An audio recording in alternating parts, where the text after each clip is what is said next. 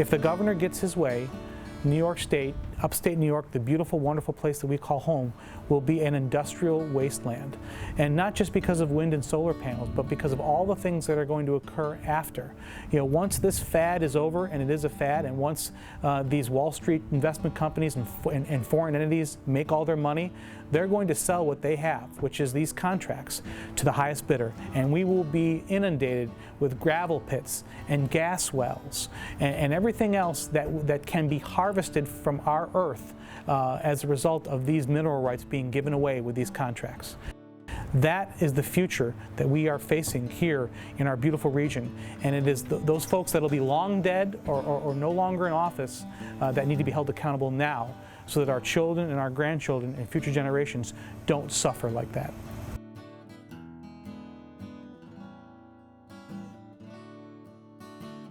I have a very large district, more than 4,000 square miles. From my house to the furthest point in my district is about a 2.5-hour drive, and Albany is about a 4.5 to 5-hour drive. So it's been a lot of, as they say, windshield time. Being a legislator is different than being an executive. I love being the county executive here in Chautauqua County, but I also am happy to be in this role, fighting for what I believe is right and working hard to represent the people of this district. You know, when the pandemic shut down private sector businesses and construction projects across the state, today we're bringing it to 100% of the workforce must stay home. The Cassadaga Wind project was supposed to, quote-unquote, wind down, and it never did. I sent letters and emails to the governor about the fact that this non-essential project, which isn't going to be providing power for years, should not be continuing, and those demands were ignored. We had workers from across the nation, largely from states that were on the governor's quarantine list, that were showing up. And I had people contact me, including, by the way, fellow workers and union representatives that were concerned about the lack of safety measures that were taking place there. This shows you how much this is political for the governor. The budget is really written on an etch-a-sketch, as far as I'm concerned, because the governor and the budget director have the right to essentially just shake up that etch-a-sketch and start over again. That was authority given to him with the powers of this pandemic. So nothing is set in stone, but I will say this, that, you know, he is continuing to try and make himself look like the most progressive governor in the nation and the champion of climate change by using billions of taxpayer dollars. New York has to be the state that stands up and says once and for all, we have to do more and we have to do it faster, and let's pledge the largest amount of any state in the United States of America.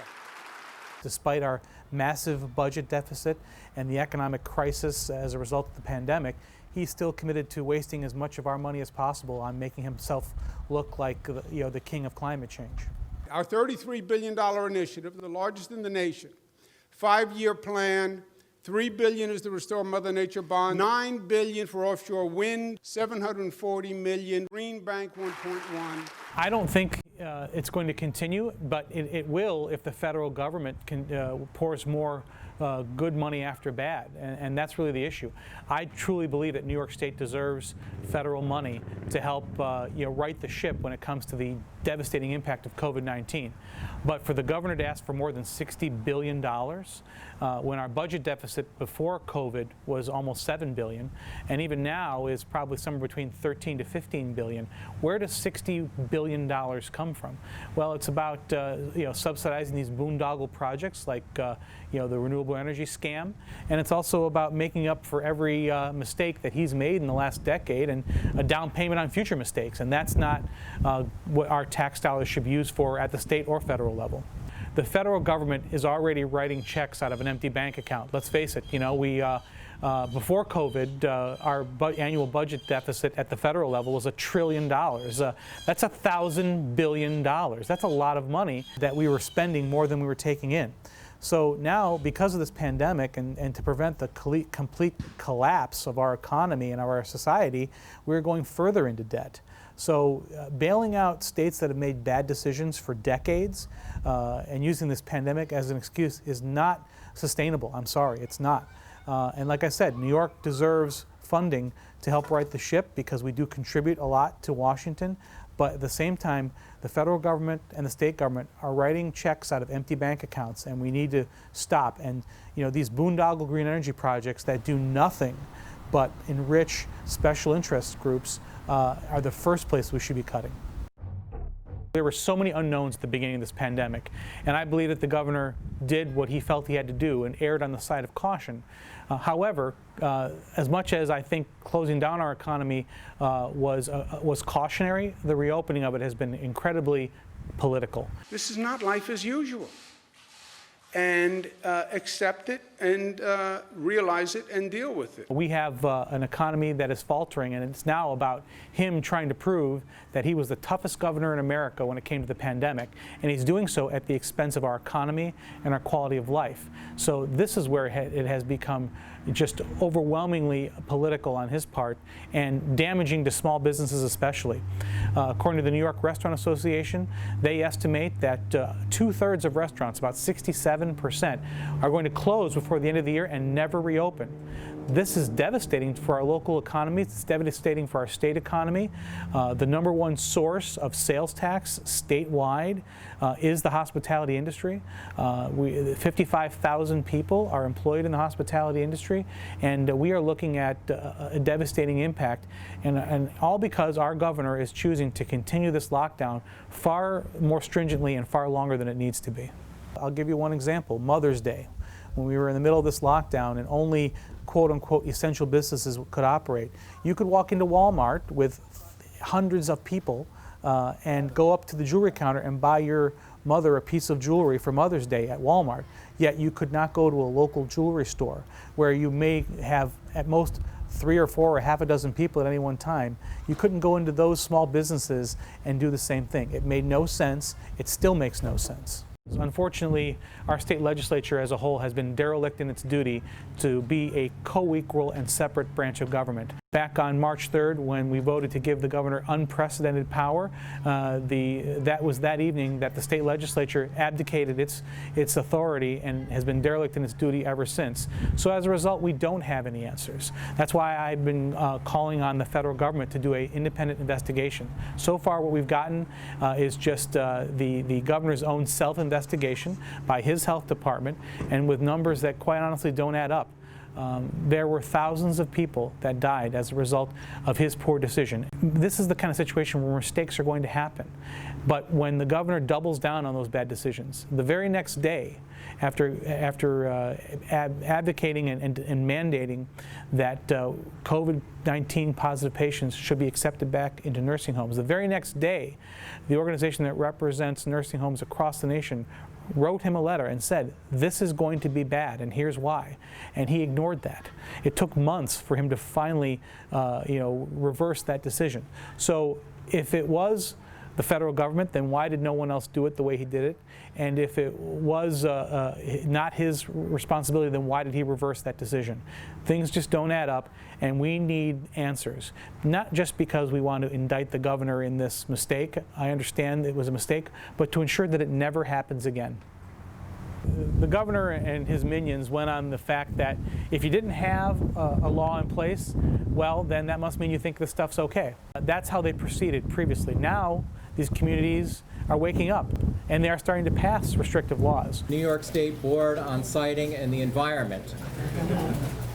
It's a 3-step process to get a permit under that provision. They're not going to have to bribe local elected officials anymore with lucrative contracts. They're simply going to be able to go to the state government and force it down their throats. And they're going to continue the pressure on our farmers and landowners with things like the Farm Labor Bill, which in my opinion is just part of a conspiracy to make it unaffordable for people to farm in New York State. And then when someone comes dangling a couple $1,000 a year in their face, it's that or foreclosure that they're facing, they'll take it. So this is how the governor is going to make it more affordable to create this devastation, and it's going to make it easier for his crony capitalist friends to force this down our throat by no longer having to have any kind of a local bribe, if you will, to be initiated. So it's going to save money. It's going to save money for the governor. It's going to save money for these investment firms, but it's going to be at the expense of our landowners locally, our governments locally, and our quality of life here. When it comes to solar, well, I have to say that first and foremost that if you've seen Planet of the Humans, which was done by Michael Moore, you'll understand, what a fiasco. You'll understand what a fiasco solar and wind are.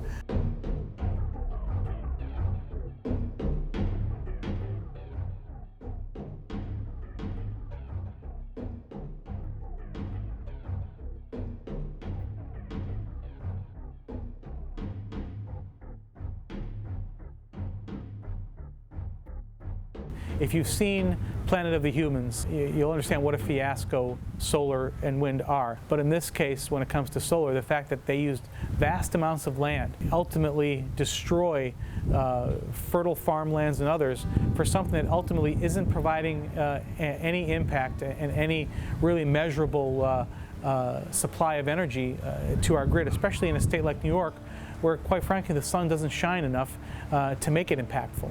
So to lose our farmland here in New York State, especially here in western New York and the southern interior, where farming is the #1 industry, is really tragic. Because of the scam that these projects are and the contracts that these landowners sign, it's really an issue. Because what they don't realize is in most cases they are actually giving up their mineral rights when they do this. So I believe that these companies, as they buy and sell these projects, which happens so often, are counting on selling those mineral rights to the highest bidder.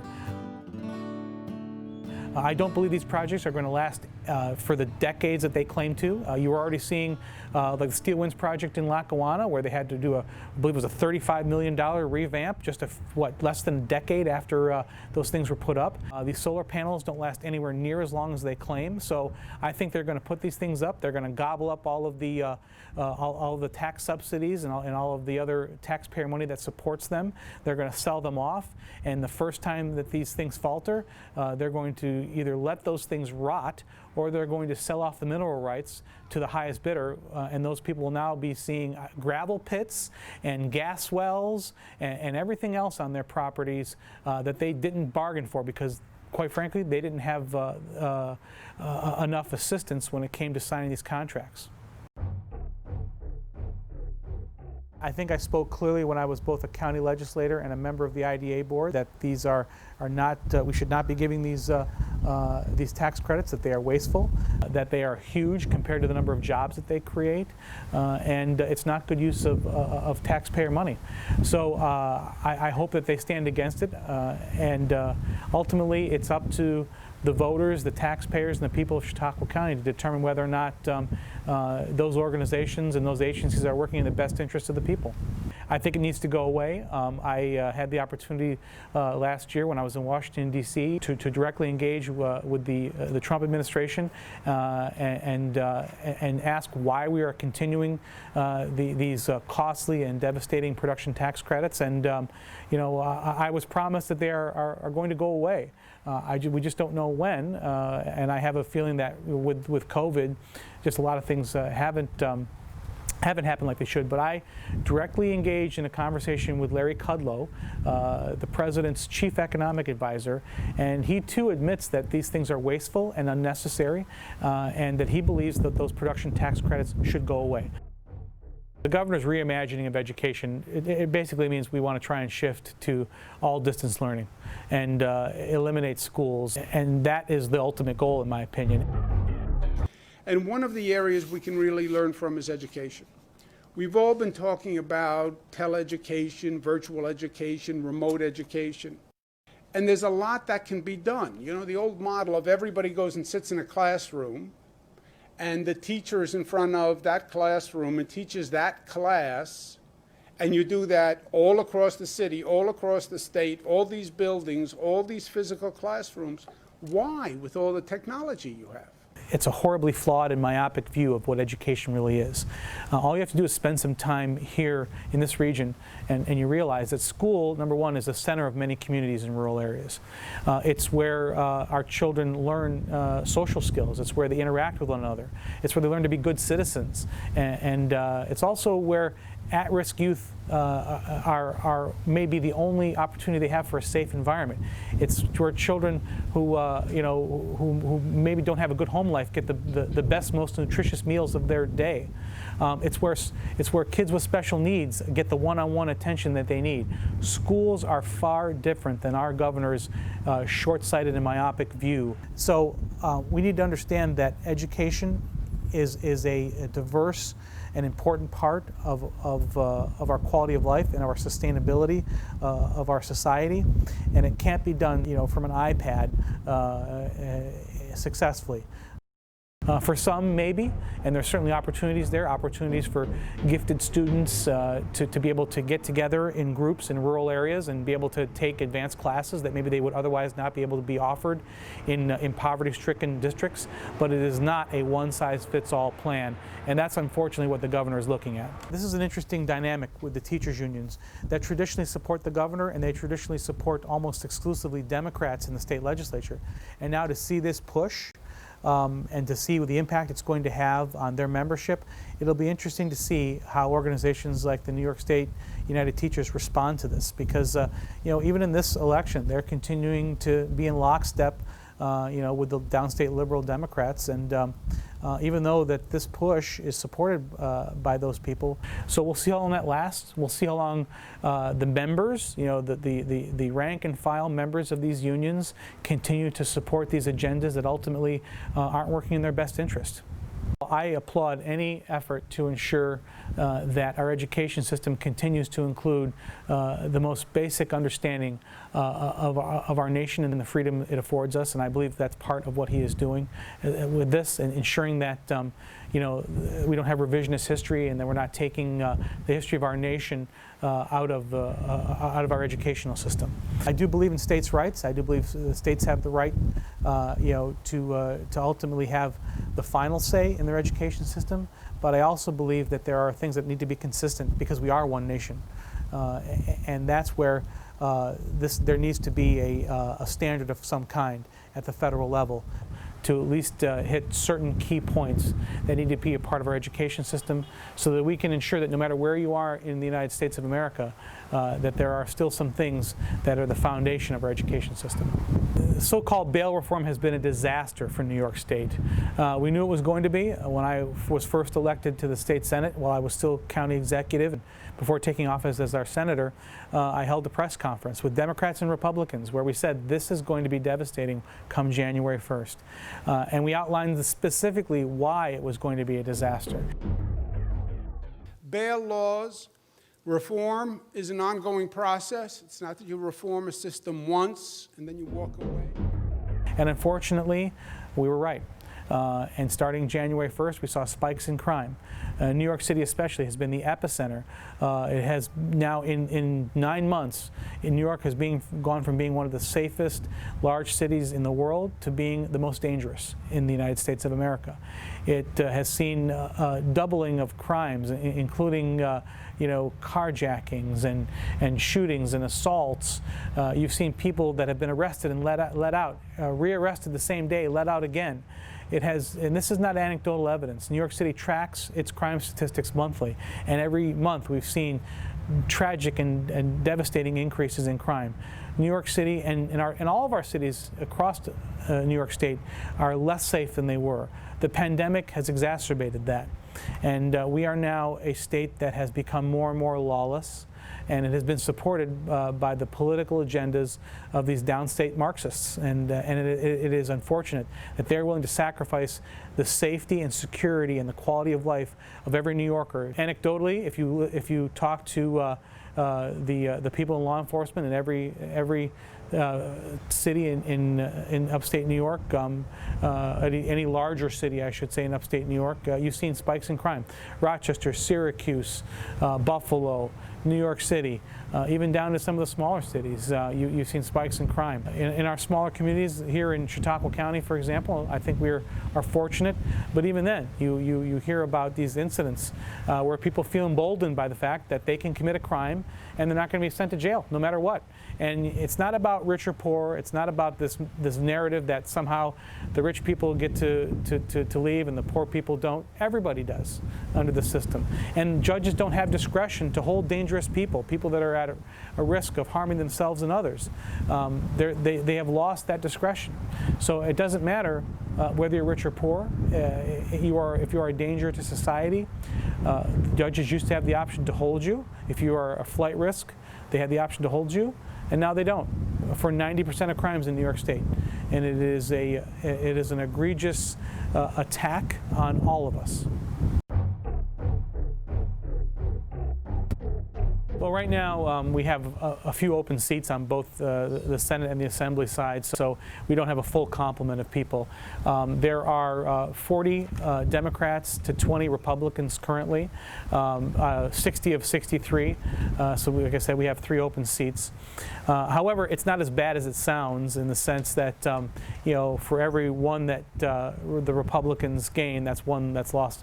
And we're basically 9 seats, 10 seats away, depending on any open seats, from being able to recapture the majority. And I believe that we have a good shot at that. I also believe that in New York State specifically, the Democratic Party has absolutely been overtaken by Marxists, and that you can be an upstate lifelong Democrat, as many of my family members are, including my father, a working class Democrat his whole life, and not be happy with what you're seeing from your party in New York State. So I believe that we need to restore balance in the state legislature, and that absolutely includes having a Republican majority back in the state Senate. The proposal that I'm supporting would split New York State into 3 autonomous regions. However, it would still be one state, and I think that's the difference. We're talking about local control. That's what it comes down to. This has been highly politicized, and people like to poo-poo the idea. But really, what we're saying is that upstate New York has different priorities than the 5 boroughs of New York City, which has different priorities than Long Island, and those are the 3 regions. It's about giving us the ability to have the ultimate say in how we are governed. Now, the quick knee-jerk reaction for people is we'll never survive without New York City and its money. And I don't believe that to be true. I would like to see us dedicate some funding to studying that more closely. But really, what it comes down to is this. Yes, Wall Street is an important part of our revenues. It's about 20% of the state revenues. But the number 1 source of revenue is personal income tax in New York State. And I believe that if we have a better, more friendly tax environment like the state of Florida does in upstate New York, that we will get people to move up here, and that personal income tax will be our revenue here in upstate New York and not in Manhattan. I also believe that it's not about how much you make, it's about how much you spend, just like it is in life. And I believe we can cut costs dramatically. We would not have the most costly welfare system in the nation. We would not have a Medicaid system where here in Chautauqua County alone, we wire over $600,000 a week to Albany for our local share of Medicaid. That in itself eats up about 50 cents of every property tax dollar paid in Chautauqua County. That would not be the case. We would have a welfare system, which is the costliest part of our state government, that more resembles what you see in Pennsylvania and Ohio, which is what we should do in order for us to compete in this region. If New York City wants to continue to have this costly, inefficient, and system that is filled with waste, fraud, and abuse, not my words, but the words of our state comptroller, Tom DiNapoli, then that's up to them. Let them have that. But it would look vastly different here in upstate New York. We would have a better, more efficient, and less expensive state government system here in an autonomous region. And that's really what this is about. And for the skeptics, I would say, let's study it and let's see what the results would be. But ultimately, we cannot continue to have New York City impose its will, its philosophies, its political agendas on our region. We can't afford it.